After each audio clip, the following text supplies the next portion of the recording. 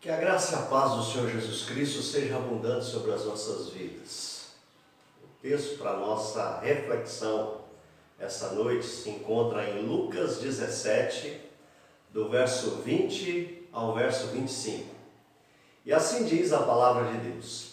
Certa vez, tendo sido interrogado pelos fariseus sobre quando viria o reino de Deus, Jesus respondeu: o reino de Deus não vem de modo visível, nem se dirá, aqui está ele, ou lá está, porque o reino de Deus está entre vocês. Depois disse aos seus discípulos: chegará o tempo em que vocês desejarão ver um dos dias do Filho do Homem, mas não verão. Dirão a vocês: lá está ele, ou aqui está. Não se apressem em segui-los, pois o Filho do Homem, no seu dia, será como o relâmpago cujo brilho vai de uma extremidade à outra do céu. Mas antes é necessário que ele sofra muito e seja rejeitado por essa geração. Pai, que essa palavra possa achar lugar em cada coração aqui presente. Usa o teu servo na transmissão da mesma e que o teu Espírito, ó Pai, possa nos conduzir nesse momento de edificação, nos fortalecendo espiritualmente. Oramos em nome de Jesus. Amém. O tema da palavra desta noite é: como é o reino de Deus? Como é o reino de Deus? Queridas, as expressões reino dos céus e reino de Deus aparecem cerca de 100 vezes somente nos evangelhos. Jesus começou e terminou seu ministério falando do reino. A maioria das parábolas de Jesus se refere ao reino de modo direto. Tudo que Jesus Cristo fez neste mundo está relacionado com o reino. A ideia do reino vem do Antigo Testamento e acompanhou o povo de Israel em toda a sua história. Veja bem, a submissão a domínios estrangeiros muito contribuiu para que a esperança de um reino de poder crescesse no coração dos israelitas. Quando João Batista apareceu pregando: arrependei-vos, porque está próximo o reino dos céus, houve grande alvoroço, todos corriam para lá, se batizavam e abandonavam seus pecados, crendo ser a hora de ficarem livres do jugo estrangeiro. Ninguém queria ficar fora do reino prometido. Porém, eles tinham materializado demasiadamente a ideia do reino. Havia uma idealização política com relação ao reino. E no texto lido, fariseus perguntaram para o Senhor Jesus Cristo quando viria o reino dos céus. Em todo o ministério de Jesus, muitas pessoas fizeram perguntas dessa natureza. Até mesmo na hora de sua ascensão, um discípulo de Jesus que ainda não havia compreendido a realidade do reino, perguntou-lhe: Senhor, será este o tempo em que restaures o reino de Israel? Qual foi a resposta de Jesus para aquele discípulo? Não vos compete conhecer tempos ou épocas que o Pai revelou pela sua exclusiva autoridade, mas recebereis poder ao descer sobre vós o Espírito Santo, e sereis minhas testemunhas tanto em Jerusalém como em toda a Judéia e Samaria até os confins da terra. A expectativa presente dos fariseus e em muitos era o estabelecimento de um reino material aqui na terra, um reino político. Como muitos ainda pregam hoje que o reino de Deus ainda está por vir. O que Jesus Jesus Cristo respondeu aos fariseus? Veja bem, não vem o reino de Deus com visível aparência. Isto é, não tem aparatos exteriores. Jesus queria dizer que ele veio implantar o reino nos corações das pessoas apenas. Com a sua morte ali na cruz do Calvário, com a sua ressurreição, Jesus Cristo concretizou a obra de redenção da humanidade do jugo do pecado. E esta era a missão do Senhor Jesus Cristo. Ele se fez carne, habitou entre nós e ele se entregou para ser crucificado ali na cruz do Calvário. Lá ele derramou seu sangue para nos purificar de todo o pecado. Ele foi sepultado, mas não ficou na sepultura. Ele ressuscitou, subiu aos céus e lá está preparando um lugar para todo aquele que nele crê poder morar. Meu querido, no versículo 22 de Lucas 17, Jesus esclareceu que o reino de Deus não tem lugar fixado para aqui ou acolá. Ou seja, Jesus não virá novamente para reinar diante de um país, de uma potência, hoje os Estados Unidos. Então o reino de Deus não está fixado para o Brasil, para a Austrália, para o Japão, ou para a Argentina, ou para a Índia, ou para Israel, ou a Arábia Saudita, ou qualquer país. Jesus Cristo diz: o reino de Deus está dentro de vós. Sim, as religiões em geral sempre tiveram seus cultos voltados a lugares especiais. Os judeus tinham um só templo, o de Jerusalém, e todo judeu sincero deveria ir lá ao menos uma vez por ano para adoração. Os muçulmanos têm o seu culto em Meca, na Arábia Saudita, na mesquita de Kaaba, onde os muçulmanos têm de ir pelo menos uma vez na vida. Jesus, porém, deixou claro que o seu reino não estaria limitado a um lugar, nem a um rito, nem a um sistema litúrgico. O lugar do reino nesta dispensação é o coração daquele que recebe Jesus como Senhor e Salvador da sua vida.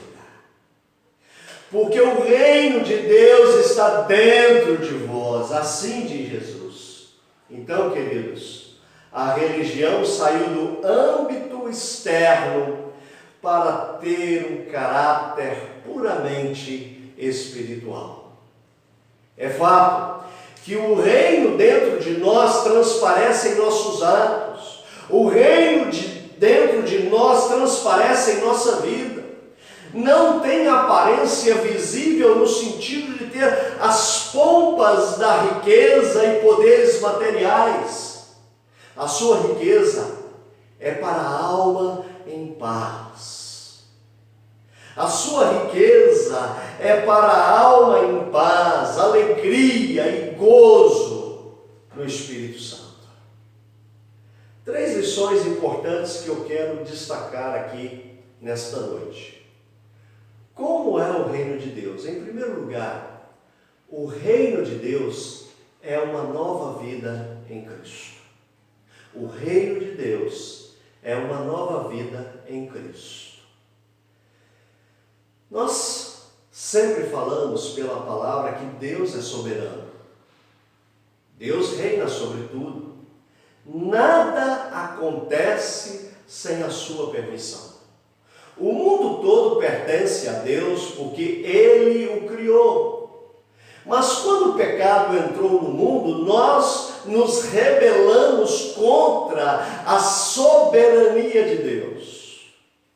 Deus continua sendo rei sobre tudo, mas o pecado, ele cortou a nossa relação com Deus. Enquanto nós estamos no pecado, nós rejeitamos a autoridade de Deus sobre nós. Nós nos tornamos escravos da carne, do mundo e do diabo, e vivemos a satisfazer os desejos da carne, fazendo a vontade do mundo e de Satanás.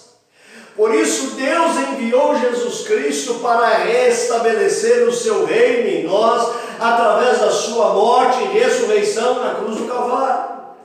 Através da sua morte na cruz do Calvário e da sua ressurreição. Quem se submete ao sacrifício de Jesus Cristo na cruz e crê em sua ressurreição, deixa de pertencer ao reino das trevas e se torna cidadão do reino de Deus. Paulo nos diz que Ele nos libertou do império das trevas e nos transportou para o reino do Filho do seu amor. E Jesus Cristo, na sua mensagem aos discípulos, ele disse: olha, eu vim para que tenham vida e a tenham em abundância.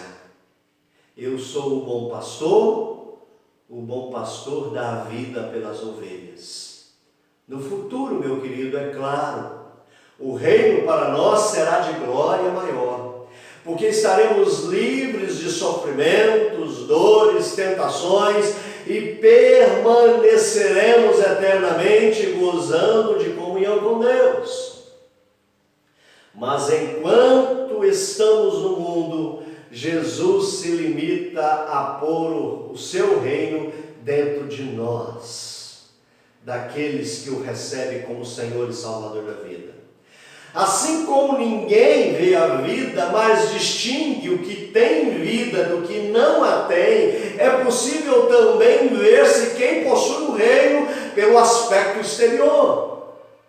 Jesus Cristo disse que nós não podemos ver uma árvore por dentro, mas pelos seus frutos tudo é conhecido.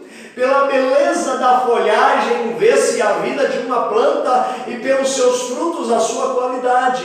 Cristo veio ao mundo para nos dar qualidade de vida agradável a Deus e de bênçãos para nós.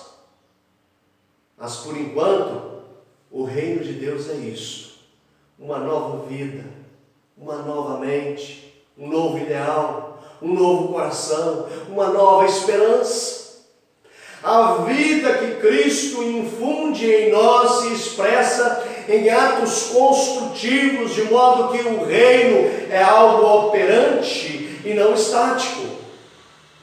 O reino está em ação em todo o mundo pelo poder do testemunho dos que estão salvos, pela palavra e pela ação do Espírito Santo que nos foi dado. O reino é invisível, contudo produz resultados que se podem ver em vidas transformadas, servindo Deus com fidelidade e realizando a sua vontade aqui no mundo. A segunda lição que nós tiramos: como é o reino de Deus? O reino de Deus é paz.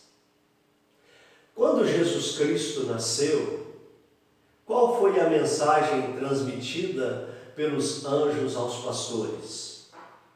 Glória a Deus nas maiores alturas, paz na terra entre os homens a quem Deus quer bem.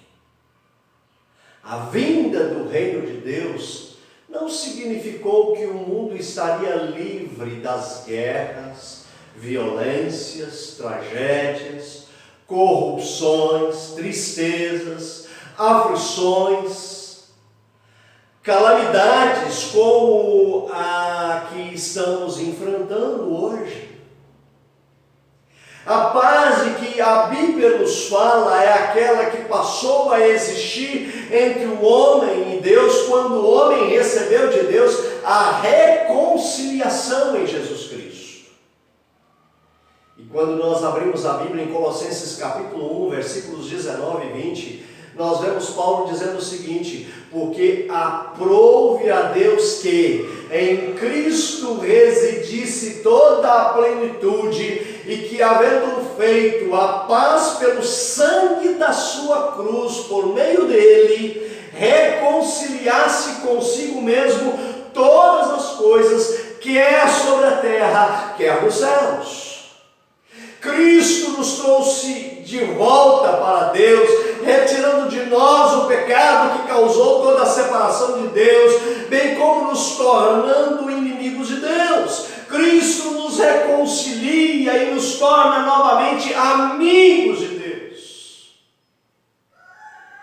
E a palavra ainda nos diz: mas agora em Cristo Jesus, vós que antes estáveis longe, fostes aproximados pelo sangue de Jesus Cristo, porque Ele é a nossa paz, o qual de ambos fez um, e tendo derribado a parede da separação que estava no meio, a inimizade, aboliu na sua carne a lei de mandamentos na forma de ordenanças, para que dos dois criasse em si mesmo um novo homem, fazendo a paz e reconciliasse ambos em um só corpo com Deus, por intermédio da cruz, destruindo por ela a inimizade.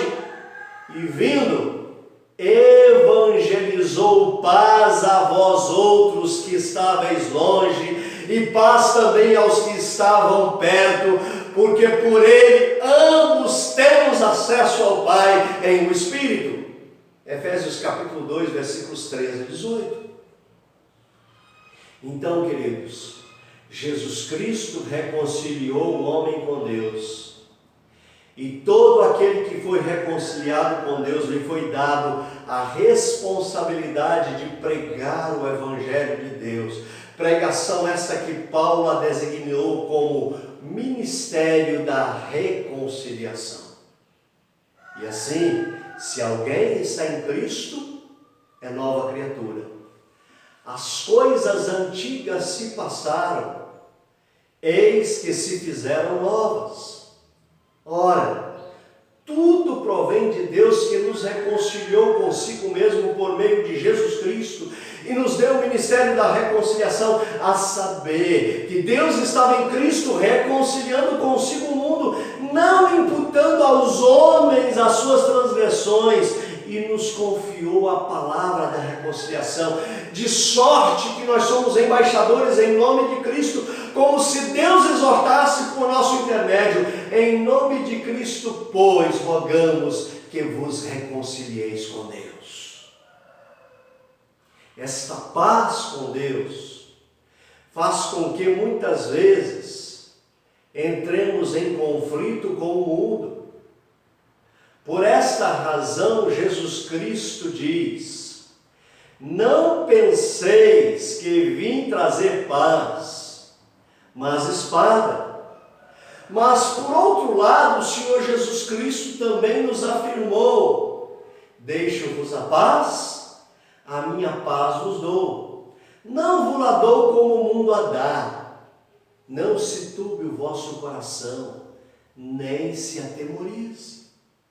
Essa paz é aquela que sentimos quando nós estamos em harmonia com Deus, em intimidade com Deus, embora o mundo esteja contra nós. O mundo pode até mesmo nos odiar, o mundo pode até mesmo atentar contra a nossa vida, mas se nós estivermos em Deus, se nós estivermos em Cristo, naturalmente estaremos desfrutando da paz, porque Deus é o Deus da paz, e onde Jesus Cristo se faz presente, a paz.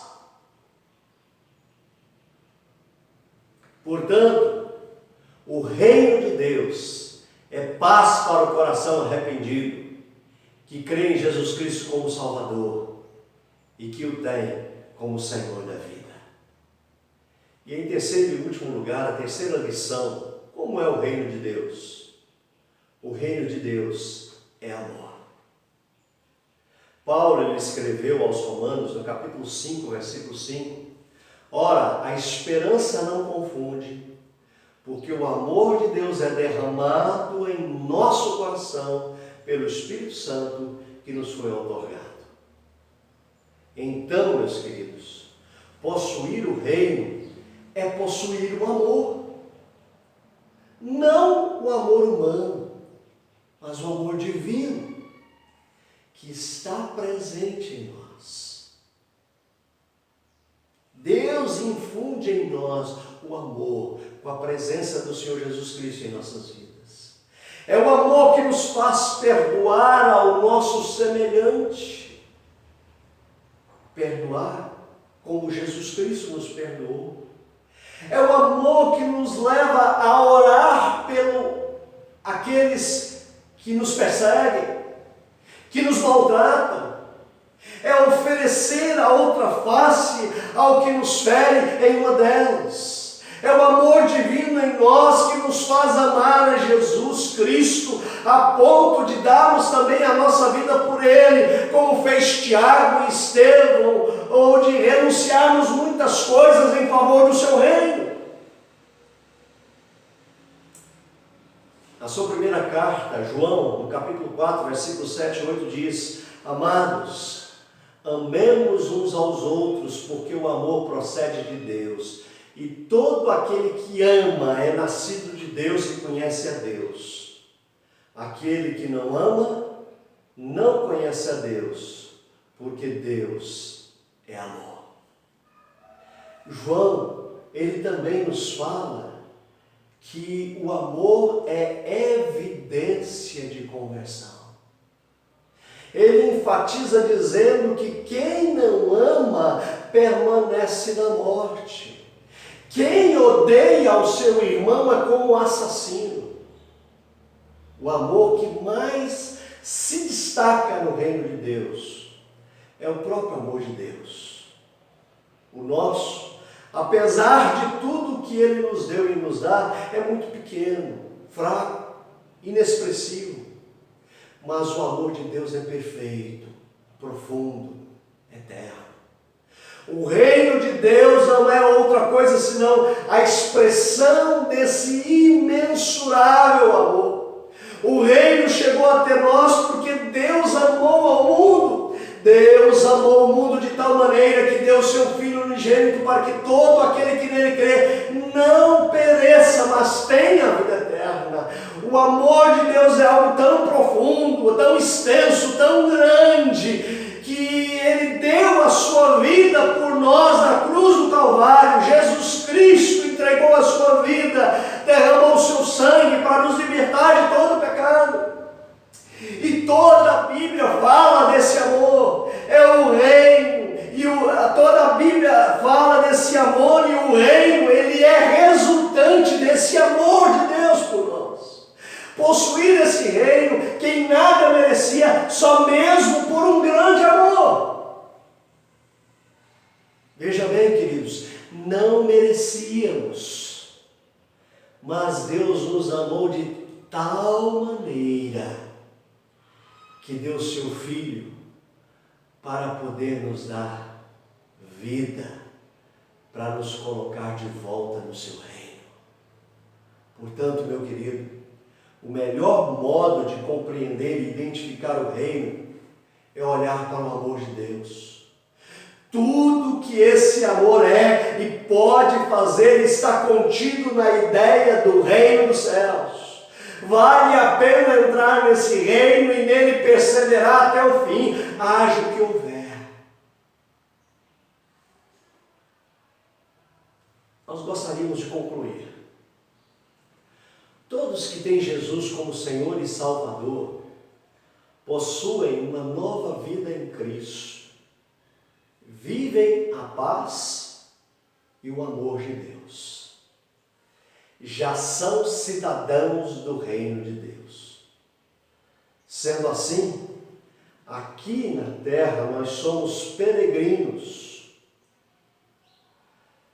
Nós somos peregrinos em uma terra que não nos pertence.